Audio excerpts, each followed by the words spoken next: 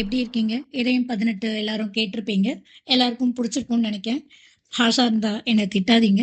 வாங்க அடுத்த பகுதிக்குள்ள போகலாம். எழுத்தும் வாசிப்பும் உங்கள் தோழி பரணி உஷாவுடன் இதயம் இடைவெளியில் பகுதி 19. வாங்க கதைக்குள்ள போலாம். என்ன ஆனாலும் சரி, இனிமே நான் அவ கிட்ட போகவே மாட்டேன். நான் செத்தாலும் அவ மூஞ்சில முழிக்க மாட்டேன். தீர்க்கமாய் சொல்லிவிட்டாள் வள்ளி. தன்னுடைய இளைய மகளிடம். இதே தீர்மானத்துடன் எத்தனை நாட்கள் தான் ஓட்ட முடியும்? காலம் யாருக்காகவும் எப்போதுமே காத்திருப்பதில்லை, இல்லையா? நாட்கள் ஓடிக்கொண்டுதான் இருந்தன. இதோ வழக்கம் போல வனஜா ஊட்டிவிடும் இட்லியும் ஓடி ஓடி ஏறும் பேருந்து வாழ்க்கையும் வழக்கம் போலவே இருந்தன மீராவுக்கு. முதலில் எல்லாம் தாய்க்காக ஓடியவள் இப்போது தாயாக ஓடிக்கொண்டிருக்கிறாள். இது நல்ல வரன், திருமணம் செய்து கொள் என்று எந்த கழுத்தறுப்பும் இல்லை. சில சமயம் இல்லை, பல நேரங்களில் மதுவின் முகம் அவ்வப்போது கண்ணில் வந்துவிட்டுதான் போகிறது. ஆனால் உடனேயே கசந்த முறுவலுடன் மறைந்தும் போகும். ஏன், மதுவுக்கு எதுவும் தோன்றவில்லையா? இப்போதெல்லாம் காலையில் எந்த அவசரமும் இருப்பதில்லை மதுவுக்கு. பரீட்சையின் தேர்வு முடிந்து நல்ல விதமாகவே முடிவுகள் வந்திருந்தன. நீட் தேர்விலும் அகில இந்திய அளவில் முதலிடம் பிடித்திருந்தார்கள் அவர் வீட்டு பெண்கள். அக்காவின் ஆசைப்படி இருவரையும் நல்ல மருத்துவர்கள் ஆகிவிட வேண்டும் என்ற மதுவின் இத்தனை வருட தவம் பலிக்குமா? அவர்களுக்கு பிடித்தது போலவே தில்லியில் இருந்த மருத்துவக் கல்லூரியில் இடம் கிடைத்திருந்தது. இதோ இன்னும் 2 தினம்தான் அவர்கள் கிளம்ப வேண்டும். மதுதான் அவர்களை அங்கு அழைத்துச் சென்று ஹாஸ்டலில் இடம் பார்த்து செட்டில் செய்ய வேண்டும். ராகிங் இருக்குமா? தெரியவில்லை. இருந்தாலும் ஒருவருக்கு ஒருவர் துணையாக இருக்க வேண்டும். தைரியமாக இருக்க வேண்டும். தினமும் போன் செய்ய வேண்டும். எதையும் மறைக்க கூடாது. அங்கே இருக்கும் பல பேராசிரியர்கள் தனக்கு தெரிந்தவர்கள்தான். எந்த பயமும் கிடையாது. எதுவாக இருந்தாலும் சொல்லிவிட வேண்டும். தினமும் அறிவுரைகள் சொல்லிக் கொண்டே இருக்கிறார் மது. இதுவரை பிராக்டிகல்ஸ், தேர்வு, அது இது என்று நேரமும் நாளும் ஓடியதே தெரியவில்லை. அன்று மீராவை விட்டுவிட்டு வந்ததிலிருந்து தினமும் அவளை நினைத்துக் கொள்வார்தான். அவள் கேட்டபோதே சரி சொல்லியிருக்கலாம். ஆனால் அவளுக்கு தன்னை போன்ற வயதாவண்ணவன் வேண்டாம் என்பதிலேயே பிடிவாதமாக இருந்து விட்டார் மது. அதோடு அடிக்கடி அவர் தன்னுடைய இருப்பை காட்டிக் கொண்டிருந்தால் அவளின் எதிர்காலம் பாதிக்கப்படலாம். தள்ளி இருப்பதே நல்லது என்று யோசித்தார் மது. இதோ அவள் உபயோகப்படுத்திய கைக்குட்டை. தன்னுடைய கைகள் செய்ய வேண்டியதை இது செய்தது அன்று. ஏனோ இன்று எத்தனை முயன்றும் அவள் நினைவை ஒதுக்க முடியவில்லை. பாரதிக்கும் பார்கவிக்கும் மதுவை விட்டு செல்லவே விருப்பமில்லை. டட்டா, நாங்க போகணும் அப்படின்னா நீங்க கண்டிப்பா மேரேஜ் பண்ணிதான் ஆகணும். அதுவும் மீரா ஆண்டியை தான் நீங்க மேரேஜ் பண்ணிக்கணும் என்று பிடிவாதமாக இருந்தார்கள் பிள்ளைகள். ஏன், வீட்டில் எத்தனை சண்டை வந்தாலும் அவர்கள் விடவே இல்லை. நாளைக்கு உங்களுக்கே ஒரு ஃபீவர்னு வந்தா கூட டேப்லெட் எடுத்து கொடுக்கறதுக்காவது உங்களுக்கு ஒரு ஆள் வேண்டாமா? கண்ணீர் சிந்தினார்கள். அதிலும் பாரதிதான் ரொம்ப அதிகம். முகம் எங்கும் கட்டுகளுடன் அன்னையின் இறுதி நேரத்தில் பார்த்ததில் அவளுக்கு ஜன்னி வந்து அடிக்கடி ஃபிட்ஸ் வர ஆரம்பித்திருந்தது. அப்போதெல்லாம் இரவு பகல் பாராமல் மருத்துவமனைக்கு அவளை தூக்கி கொண்டு ஓடுவதும், அங்கேயே அவளுடன் கையை பிடித்துக் கொண்டு அருகிலேயே அமர்ந்து பசி தூக்கம் பாராது தங்கள் இருவருக்காகவும் டட்டா வாழ்க்கையை, ஆசைகளை துறந்து துறவி போல வாழ்வது அவர்களால் ஒத்துக்கொள்ள முடியவில்லை. அவர்களும் கல்லூரிக்கு வந்து விட்டார்கள். இனி அவர்களை எந்த சமாதானம் சொல்லியும் சமாதானப்படுத்த முடியாது. அவர்களுக்கும் உடல் வளர்ச்சியும் புரிந்து கொள்ளும் மன வளர்ச்சியும் வந்துவிட்டது என்பதே உண்மை. அதிகாலையிலேயே ஆண்ட்ரூவும் ஜாக்லினும் வந்து நின்றார்கள். முதல் காப்பி தம்பியுடன் வேண்டும் என்று வந்து நின்றாள் ஜாக்லின். மது திருமணம் செய்து கொண்டுதான் ஆக வேண்டும். அது மீராவோ அல்லது மீனாவோ யாராக இருந்தாலும் என்று விடப்போவதில்லை என்ற முடிவிலேயே அனைவரும் இருந்தார்கள். டே, என்ன விளையாடுறீங்களா? அவங்க தான் சின்ன பிள்ளைங்க, ஏதேதோ வளர்றாங்க. உங்களுக்கு கூடவா ஒண்ணும் தெரியல? அவங்க கூட சேர்ந்துகிட்டு நீங்களும் ச்சே, எனக்கு என்ன வயசாச்சு தெரியுமா? நீங்க சொல்ற மாதிரியே நான் கல்யாணம் பண்ணிக்கிட்டா இது என்ன அதோட முடியிற விஷயமா? என்கிட்ட இருந்து குழந்தை எதிர்பார்க்க மாட்டாளா வரவ? வர்ற பொண்ணை நான் எல்லாத்துலயும் திருப்திப்படுத்தணும். காலம் பூரா செக்ஸ் உட்பட என்று கண்ணை விரித்து தன்னுடைய தோழனிடம் சொன்னார் மது. டேய், நீ ஒரு டாக்டர்டா. நீயே ஒண்ணும் தெரியாதவன் மாதிரி பேசுற. 27 வயசுல மூடு வரலன்னு செக்ஸாலஜிஸ்ட் கிட்ட வந்து நெக்கறான்டா அவன்.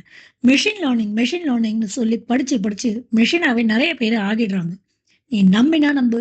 எனக்கு தெரிஞ்சவருக்கு 63 வயசுல ரெட்டை குழந்தைங்க போன மாசம் பிறந்திருக்கு. ஆமாவா இல்லையா ஜாக் என்று மனைவியை கூட்டு சேர்த்து கொண்டார் ஆண்ட்ரூ. ஆமாண்டா, அந்த அம்மாவுக்கு மெனோபாஸ், அதனாலதான் தூரம் வரலன்னு நினைச்சுக்கிட்டாங்க. அவங்களுக்கு கன்ஃபார்ம் பண்ணி டெலிவரி பார்த்ததே நான் தான்டா என்று பாவமாய் சொன்னாள் ஜாக். டேய், திரும்ப திரும்ப வயசை பத்தியே பேசாதடா. எங்க எல்லாருக்கும் உன்னை பார்த்தா ரொம்ப கவலையா இருக்குடா என்றார் ஆண்ட்ரூ. எல்லாரும் என்ன வேணா பண்ணி தொலைங்க. எல்லாரும் ஏதோ ஒரு முடிவோட தானே இருக்கீங்க. ஏய், நீ உன் புருஷனை சைட் அடிச்சது போதும். போ, போய் எனக்கும் சேர்த்து காஃபி டிஃபன் ரெடி பண்ணு. உங்களால எனக்கு இன்னைக்கு ஜிம்மு போச்சு என்று இருவர் மீதும் எரிந்து விழுந்து விட்டு கை டவலுடன் குளிக்கப் போனார் டாக்டர் மது. வளர், யாரு வந்திருக்கா பாருமா, கதவை திறமா என்று காலிங் பெல் சத்தம் கேட்டுவிட்டு அடுப்பில் சத்துமாவு கஞ்சி செய்து கொண்டிருந்தாள் மீரா வளருக்காக. வளர் கதவை திறந்ததும், மீரா ஆண்டி இருக்காங்களா என்று கேட்டுக்கொண்டே அவர்கள் இருவரும் உள்ளே நுழைந்தார்கள். அம்மா, உங்களை தேடி யாரோ ஒரு அங்கிளும் ஆன்ட்டியும் வந்திருக்காங்கம்மா என்றாள் வளர். வளர் இவளை இப்போது அம்மா என்றே அழைக்கத் தொடங்கியிருந்தாள். நிறம் மாறி வரவும் அடுப்பை அணைத்துவிட்டு கையை துடைத்துக் கொண்டே வெளியில் வந்தாள் மீரா. ஹாய் மீரா. ஆண்ட்ரூவையும் ஜாக்லினையும் பார்த்தவளுக்கு சற்று அதிர்ச்சிதான். எதுக்கு வந்திருக்கீங்க? அவள் பார்வை கேட்டது. அம்மா இல்லையா மீரா? வீட்டில் கண்ணை சூழ விட்டார் ஆண்ட்ரூ. இல்ல, என்ன விஷயம்னு தெரிஞ்சுக்கலாமா டாக்டர்? இல்ல, என்னோட தம்பி மதுவுக்கு உன்னை பொண்ணு கேட்டு வந்திருக்கோம் மீரா என்றார் ஜாக். வாட்? என்ன திடீர்னு? நிச்சயம் அவள் முகத்தில் குழப்பம் இருந்தது. இல்ல, அவனுக்கும் வயசாகிட்டே போகுது இல்லையா என்று இழுத்தாள் ஜாக். அப்படின்னு அவரு சொன்னாரா? இல்ல, நாங்க தான். பசங்களும் நாளைக்கு டெல்லிக்கு போறாங்க. ஓ, எதுக்கு என்றாள் மீரா. நீட்ல அவங்க தான் ஆல் இந்தியா டாப்பர்ஸ். நீ நியூஸ் பார்க்கலையா மீரா? ஓ, பார்க்கலையே. யாராவது சொல்லியிருந்திருக்கலாம்.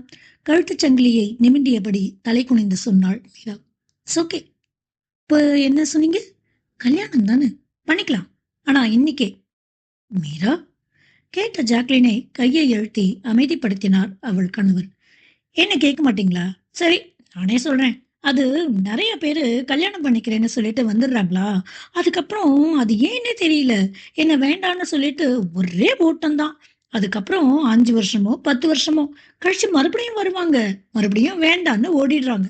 அதனால தான் எனக்கு யார் மேலயுமே நம்பிக்கை இல்ல ஜாக்லின். அச்சோ! சாரி. வீட்டுக்கு வந்தவங்களுக்கு நான் எதுவுமே கொடுக்கல பாருங்க. காப்பி தானே. கண்ணில் வழிந்த ஒற்றை துணியை புடவை முந்தானையில் ஒற்றிக்கொண்டு உள்ளே சென்று விட்டாள் மீரா. அடுப்பில் பொங்கிய பாலை அணைத்தவளுக்கு மனதை எப்படி அடுக்குவது என்று தெரியவில்லை. அன்று இவளை நேரில் கேட்டபோது முடியாது என்று தெளிவாக சொன்னவர் இப்போது எதற்கு இவர்களை அனுப்ப வேண்டும்? எத்தனை நாட்கள் ஆனது? இருக்கியா இல்லையா? ஒற்றை போன் கால் கூட இல்லையே. அந்த குழந்தைய வச்சுக்கிட்டு எப்படி கஷ்டப்படுறியா? நான் உனக்கு உதவிக்கு வரவா? மக்கள் அனைவரின் மீதும் வெறுப்புதான் மிஞ்சியது. இப்போதே திருமணம் என்றால் கட்டாயம் வேண்டாம் என்று சொல்லிவிடுவார்கள். அந்த தைரியத்தில்தான் அவள் சரி சொன்னதே. டிகாக்ஷனை எடுத்து கலக்கப் போனவளை தடுத்து நிறுத்தியது ஒரு கை. காப்பி வேண்டாம், பாயசம் தான் வேணும். இன்னைக்கு என்னுடைய தம்பிக்கு கல்யாணம். உரிமையாக கேட்டாள் ஜாக். காப்பி வேண்டாம், எனக்கு பாயசம் தான் என்று உரிமையாக கேட்டவளை விழிவிரித்து பார்த்தாள் மீரா. ஓ, அதுக்குள்ள பேசிட்டீங்களா? உங்க டாக்டர் ஓகே சொல்லிட்டாரா? மீராவின் குரலில் ஆச்சரியம் இல்லை, நக்கல் தான் இருந்தது. அசரவில்லை ஜாக். என்ன மக்களே, இதுவரைக்கும் கதை நல்லா இருந்ததா? இனிமே வர்றது இதயம் இடைவெளியோடைய அடுத்த பகுதியா நான் போட்டிருக்கேன். ஆனா முன்னாடி பகுதி ரொம்ப குட்டியா இருந்ததுனால நம்ம இது கூடவே சேர்ந்து பார்த்துடலாம். இதயம் இடைவெளியில் பகுதி 19ஆவே நம்ம சேர்த்து பார்த்துடலாம். எழுத்தும் வாசிப்பும் உங்கள் தோழி பரணி உஷா.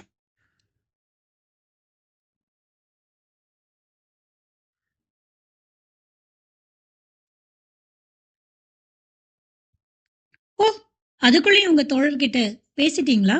ஓகே சொல்லிட்டாரா என்று நக்கலாக மீரா கேட்டாலும் அசராமல் இருந்த ஜாக், இல்ல, இது அவன்கிட்ட நாங்க இன்னும் பேசல. நாங்களாவே எடுக்கிற முடிவுதான். இன்னைக்கு அவனுக்கு ரொம்ப முக்கியமான ஆபரேஷன் இருக்கு. 2 வயசு குழந்தை. டீமா தான் பண்றாங்க. இருந்தாலும் அவனுக்கு நான் இந்த சமயத்துல எந்த சர்ப்ரைஸும் கொடுக்க விரும்பல. எந்த சர்ப்ரைஸும் வேணாம் ப்ளீஸ். ஓ, மாப்பிள்ளைக்கே தெரியாம அவருக்கே கல்யாணம். சூப்பர்ல. லேசாக கைத்தட்டினாள் மீரா. இன்னும் என்னோட வாழ்க்கையில என்னெல்லாம் காமெடி நடக்க போகுதோ. அதற்குள் சமையல் அறைக்குள் நுழைந்த மாமி, என்ன மீரா, என்னாச்சு? வளர்தான் நீ கூப்பிட்டதா சொன்னா. இவா இத்தனை கார்த்தால எதுக்கு வந்திருக்கா? மாமி, இந்தாங்க சக்கரை. நேக்கு இன்னைக்கு கல்யாணம். என்னடி சொல்ற? ஆமா மாமி, எனக்கே இப்பதான் தெரியும். மாப்பிள்ளைக்கு தெரியவே தெரியாது. மாமி, நாங்க மீராவை டாக்டர் மதுவுக்கு பொண்ணு கேட்டு வந்திருக்கோம். எனக்கு ஓகே தான். ஆனா கல்யாணம் இன்னைக்கே நடக்கணும் அப்படின்னு இவ தான் சொன்னா. பட் இப்ப இவ பேசுறத பார்த்தா எனக்கு ரொம்ப பயமா இருக்கு மாமி. மீராவோட அம்மா இல்லையா என்று தயக்கத்துடன் கேட்டாள் ஜாக். அவர்கள் சொன்னதை கேட்டு மாமிக்கு நம்பவும் முடியவில்லை, நம்பாமல் இருக்கவும் முடியவில்லை. மீராவுக்கும் மதுவுக்கும் என்று அவருக்கு ஏற்கனவே மனதில் ஒரு ஆசை உண்டுதான். இருப்பினும் எதையும் அவர் மீராவிடம் சொல்லி மனதில் ஆசையை வளர்க்க விரும்பவில்லை இதுநாள் வரையிலும். இதுதான் கடவுளின் கணக்கா? மீரா என்ன சொன்னாலும் சரி, அவளை இந்த திருமணத்திற்கு எப்படியாவது சம்மதிக்க வைத்து விட வேண்டும். இந்த வாய்ப்பை தவறவிட்டால் அவள் வாழ்வில் நல்லது நடக்குமா என்று கூட தெரியவில்லை. டாக்டர் போல அவளை உள்ளங்கையில் வைத்து தாங்கும் கணவனை நிச்சயம் எதிர்பார்க்க முடியாது. அவளின் அன்னையும் தங்கையும் சேர்ந்து அவளை எங்காவது பாழும் கிணற்றில் தள்ளிவிட்டு விடுவார்கள். நொடிப்பொழுதில் மனம் 1000 எண்ணங்களில் சுழன்றது மாமிக்கு. நீங்க கொஞ்சம் நல்லா இருக்கேளா என்று ஜாக்லினிடம் கேட்டார் மீரா. நான் கொஞ்சம் இவகிட்ட பேசிட்டு வரேனே என்றார் மாமி. எஸ் மாமி என்று சொல்லிவிட்டு ஜாக்லினும் வெளியே வந்தாள். என்ன மீரா இது? அளவே வந்து கேட்கும்போது உனக்கு என்னடி தயக்கம்? மாமி, வேணு வீட்ல அவங்களாதான் வந்து கேட்டாங்க. பிரகாஷும் அவங்களாதான் வந்து கேட்டாங்க. இன்னும் யார் யாரோ எனக்கு ஞாபகத்துல கூட இல்ல. நானே அவர்கிட்ட கேட்டேன். தெரியுமா உங்களுக்கு? ஜஸ்ட் சும்மாதான். சீரியஸா கூட இல்ல. அதுக்கே அவர் என்கிட்ட மூஞ்சில் அடிச்ச மாதிரி முடியாதுன்னு சொல்லிட்டாரு. இப்பவும் இவாதான் கல்யாணத்துக்கு ஓகே சொல்றா. இன்னும் அவர் ஓகே சொல்லல. அது உங்களுக்கு தெரியுமா? கொஞ்ச நேரத்துல அவரே வந்து என்ன வேண்டான்னு சொன்னா. எல்லாருக்கும் நான் என்ன இளக்காரமா மாமி? எதுக்கு மாமி எல்லாரும் என்ன வச்சு இப்படி விளையாடுறா? நான் என்ன பாவம் பண்ணேன்? யாருக்கு என்ன துரோகம் நினைச்சேன்? எல்லாருக்கும் என்ன பார்த்தா எப்படி தெரியறதுன்னு தெரியல மாமி. ப்ளீஸ் எல்லாரும் என்ன விட்டுடுங்க. எனக்கு கல்யாணமே வேண்டாம். முதலில் தெளிவாக பேச ஆரம்பித்தவள் இறுதியில் தலையில் அடித்துக்கொண்டு அழ ஆரம்பித்தாள். வெளியில் அமர்ந்திருந்தவர்களுக்கு எல்லாம் கேட்டது. நாம தப்பு பண்ணிட்டோங்க. அவ சொல்றதும் கரெக்ட் தானே என்றார் ஜாக்லின். மனைவியின் வார்த்தைகளுக்கு கணவரிடமிருந்து மௌனம்தான் பதிலாக வந்தது. இங்கே மாமி மீராவிடம் பேசிக் கொண்டிருந்தார். இங்க பாரு மீரா, முன்னாடி உனக்கு வேற மாதிரி சங்கடம். இப்ப பகவான் உனக்குன்னு பெரிய பொறுப்பை கொடுத்திருக்கார். அந்த குழந்தை ஏற்கனவே ரொம்ப கஷ்டப்பட்டிருக்கா மீரா. டாக்டர் மத்தவாழ மாதிரி கிடையாது. ஏற்கனவே 2 குழந்தைங்களை வளர்த்திருக்காரு. நீங்க 2 பேரும் வயசுல சின்னவா. பாதுகாப்பு உங்க 2 பேருக்குமே ரொம்ப அவசியம். நல்லவனோ கெட்டவனோ வீட்டுக்கு ஒரு ஆம்பளை வேணும் மீரா. நாங்க எத்தனை நாள் உனக்கு பாதுகாப்பா இருக்க முடியும் சொல்லு. வெளியில வாசல்ல போகிறவா நீங்க. இன்னும் அவளுக்கு படிப்பு பார்க்கணும். எத்தனையோ விஷயங்கள் இருக்கு மீரா. ஒருவேளை நீ விதி விஷத்தால யாராவது ஒருத்தரை கல்யாணம் பண்ணிண்டா அவன் உன் பொண்ணு மேல கைய வைக்க மாட்டான்னு உன்னால சொல்ல முடியுமா? அவ ஏற்கனவே வேலையே பயிர மேஞ்ச மாதிரி ரொம்ப கஷ்டப்பட்டிருக்கா. உங்க அம்மாவா இருந்து சொல்றேன் மீரா, நீ அவரை கல்யாணம் பண்ணிக்கோ. நீ ரொம்ப நன்னா இருப்படி. இன்னும் அவள் முகம் தெளியவில்லை. நான் கொஞ்சம் பேசலாமா? ஆண்ட்ரூ தான் நின்று கொண்டிருந்தார் அங்கே. இத நான் உன்னை கன்வின்ஸ் பண்றதுக்காக சொல்லல மீரா. இல்ல அப்படி கூட நீ நினைச்சுக்கலாம். பட் உன்னோட லைஃப்ல நீ ரொம்ப கஷ்டப்பட்டிருக்க. எனக்கு அத பத்தி ஃபுல்லா டீட்டெயில்ஸ் எல்லாம் தெரியாது. பட் மதுவ நீ கல்யாணம் பண்ணிக்கிட்டா ரொம்ப ரொம்ப சந்தோஷமா இருப்ப. அது எனக்கு ரொம்ப நல்லா தெரியும். நீ மட்டும் இல்ல. உன்னோட பொண்ணு வளரும் தான். அவன மாதிரி ஒரு பெஸ்ட் அப்பாவ இந்த உலகத்துல பார்க்கவே முடியாது. அது நான் சொல்லி உனக்கு தெரிய வேண்டாம். அவன் இதுவரைக்கும் நல்ல தம்பியா, நல்ல நண்பனா, நல்ல அப்பாவா இருந்திருக்கான். டெஃபினட்டா நல்ல ஹஸ்பண்டாவும் இருப்பான். அவன நான் ஸ்கூல் டேஸ்ல இருந்து பார்த்துட்டு இருக்கேன். இதுக்கு மேல எல்லாமே உன்னுடைய சாய்ஸ் தான் மீரா. பெயர் சொல்லி அழைப்பதில் கூட அக்கா மகள்களிடம் கவனமாக இருப்பவர் வளரையும் நன்றாகவே பார்த்துக் கொள்வார் என்பது மீராவுக்கு நன்றாகவே தெரியும். ஆனால் தன்னுடைய நிலைமை அவருக்குத்தான் என்னை பிடிக்காதே. கண்ணில் சரசரவென்று கண்ணீர் கொட்டியது. இப்போது திருமணம், பிறகு விவாகரத்து. மூளை கண்டபடி குழம்பியது. நீ ரொம்ப யோசிக்காத மீரா. கடவுள் விட்ட வழி. அவர் நமக்கு நல்லதுதான் பண்ணுவார். இந்தா இந்த காப்பியை குடி. போய் மூஞ்சி அலமேண்டு வா. நான் அவளை கவனிக்கிறேன் என்று சொல்லிவிட்டு மாமி வெளியில் வந்தார். மாமியை அவர்களிடம் சம்மதம் சொல்லிவிட்டார். வள்ளிக்கு போன் செய்து விஷயத்தை சொன்னார் மாமி. ஓ, கல்யாணம் வரைக்கும் வந்தாச்சா? பேஷ் பேஷ் மாமி. இப்ப எனக்கு எதுக்கு கால் பண்ணீங்க? வந்து தின்னுட்டு போன சொல்றீங்களா? யாரு போடுற எச்ச சொத்துக்கும் நான் ஏங்கிட்டு கிடக்கல மாமி. அவளும் அவனும் வந்து என்னோட கால்ல விழுந்து கல்யாணத்துக்கு வாங்கம்மான்னு கூப்பிடணும். அப்பதான் நான் வருவேன். நீ படிப்பை நிறுத்திட்டு வேலைக்கு போகலன்னா நமக்கு அடுத்த மாசம் சோறு கிடையாது மீரா.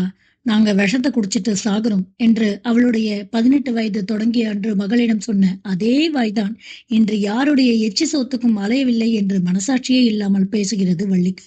என்ன வள்ளியம்மா இது? அவ நம்ம குழந்தை இல்லையா? அவளுக்கு செய்யாம நாம யாருக்கு செய்ய போறோம்? இந்த லோகத்துல யாரு எவ்ளோ ஆசீர்வாதம் பண்ணாலும் பெத்தவளோட ஆசீர்வாதம் சமமாகுமா? நீங்களே சொல்லுங்க. நீங்க மாப்பிள, மகா எல்லாரையும் கூட்டிட்டு வந்துடுங்க. எதுவா இருந்தாலும் பஞ்சாயத்த நாம அப்புறமா வச்சுக்கலாமே என்றார் மாமி. அது எப்படி மாமி முடியும்? அவ்ளோ ஈஸியா சொல்லிட்டீங்க. இப்ப கூட நீங்க தான் என்கிட்ட பேசுறீங்க. அவ அமுக்குனி வாயே திறக்கலையே. யாரோ ஒரு கழுத தெருவுல போறவளுக்காக பெத்தவளையே வீட்டை விட்டு வெளியில துரத்தினவ மாமியாவோ, அந்த கல்யாணத்துக்கு நான் வந்து நிக்கணுமா? நடக்கவே நடக்காது. அவ இவன இல்ல, எவன கல்யாணம் பண்ணாலும் அவ நல்லாவே இருக்க. மாமி படக்கென்று போனை அணைத்து விட்டார். போதும். இவளுக்கு அன்னை அளித்த ஆசீர்வாதம். அந்த குழந்தைக்கு ஏன் இத்தனை கஷ்டம்? கடவுள் மீது வருத்தமே மிஞ்சியது மாமிக்கு. ஸ்பீக்கரில் போட்டதால் மாமாவும் அனைத்தையும் கேட்டுக்கொண்டுதான் இருந்தார். என்ன இப்ப? அவளுக்கு பெத்தவ வரலன்னா என்ன? அதான் நாம இருக்கோமே. அவளுக்குன்னு ஒரு நல்லது நடக்கும்போது பகவான் நம்மளதான் நிக்க சொல்றார் போல. வா, நம்மளே அந்த குழந்தைகளுக்கு அட்சதையை போட்டு ரிஜிஸ்டர் ஆபீஸ்ல கையெழுத்து போடலாம். அவ்வளவுதானே. பஞ்சாங்கத்தை எடு. நாள் நேரம் பார்ப்போம். இன்னைக்கு நல்ல முகூர்த்த நாள், வெள்ளிக்கிழமை. நேரம் பார்த்தார்கள். மனஜாவிற்கும் விஷயத்தை சொன்னார்கள். அவளுக்கு அத்தனை மகிழ்ச்சி. மகாவுக்கும் அழைத்து விஷயத்தை சொன்னார்கள். மகாவின் கணவரின் ஆபீஸில் ஆடிட்டிங் நடக்கிறதாம். அதனால் அவரால் வர முடியாது. மகாவால் உடன் பிறந்தவள் திருமணத்திற்கு 2 நேரம் கூட வர முடியாதாம். மகா இல்லை என்றால் அந்த அலுவலகமே இடிந்து விழுந்து விடுமாம். போனில் அழைத்து பேசிய வனஜாவுக்கு அத்தனை கோபமும் எரிச்சலும் வந்தது. விஜய்க்கும் போனில் அழைத்து விஷயத்தை சொன்னார்கள். புதிதாக வேலைக்கு வந்து சேர்ந்திருக்கும் அந்த பெண்ணையும் அழைத்து வரச் சொல்லி இருந்தாள் மீரா. ஆம், இப்போது இவளுடன் இன்னொரு பெண்ணும் வேலைக்கு அமர்த்தப்பட்டிருக்கிறாள். மீரா அடிக்கடி விடுப்பு எடுக்கும் விஜய் எடுத்த முடிவுதான் இது. அதை பற்றி இவள் எதுவும் நினைக்கவில்லை.